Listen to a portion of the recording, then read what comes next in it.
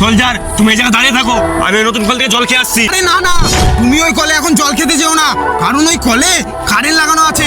তুমি যদি এখন ওই কলে জল খেতে যাও তাহলে তুমি কারেন্টে শর্ট খেয়ে শেষ হয়ে যাবে। কি? ওই কলে কারেন্ট লাগানো আছে? কার এত বড় সাহস যে ওই কলে কারেন্ট লাগিয়েছে?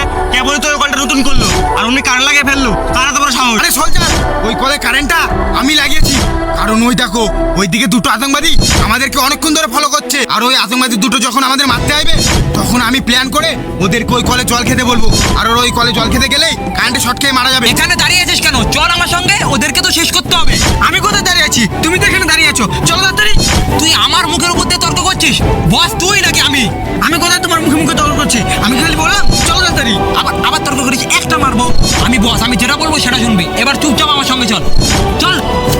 এ ফজি, তোরা তো এখানে অনেকক্ষণ দাঁড়িয়ে গল্প করে নিলি, এবার তোদের দুজনকে মেরে আমরা বর্ডারটা পার করব। তোরা কিচ্ছু করতে পারবি না। আরে না না, তুই আমাদের মারিস না, আমি তোকে বর্ডার পার করে দেবো। কিন্তু আমাদের যে ক্যাম্পে কলটা আছে ওই কলটাতে তোকে আগে জল খেতে হবে, তাহলে তোকে আমি বর্ডার পার করতে দেবো। আরে ফজি, তোর কি মাথা মাথা খারাপ আছে? তোর কথা মতো আমি এখানে জল খেতে এসেছি? আমি তোদের দুজনকে মেরে বর্ডার পার করতে এসেছি, আমি জল খেতে আসিনি। আরে তোকে তো আমি বললামই আমি তোকে ঠিক বর্ডার পার করে দেবো, কিন্তু তোর যদি দম থাকে তাহলে তুই আমাদের ক্যাম্পের জলটাকে খেয়ে দেখা। আরে ফজি, দমের কথা বলিস না, এখানে চলে এসেছি তোদেরকে মারার জন্য। আরে এই কল থেকে জল খেতে পারবো না? দেখ এবার, আগে ওই কল থেকে জল খাবো, তারপরে আমরা বর্ডার পার করবো। আর তুই কি সবসময় এখানে দাঁড়িয়ে থাকবি? তোর কোনো কাজ নেই? চল চুপচাপ আমার সঙ্গে। যা ওই কলে জল খেতে, কারেন্টে শর্ট খেয়ে লাট হয়ে পড়ে থাকবি। একদম ঠিক বলেছিস।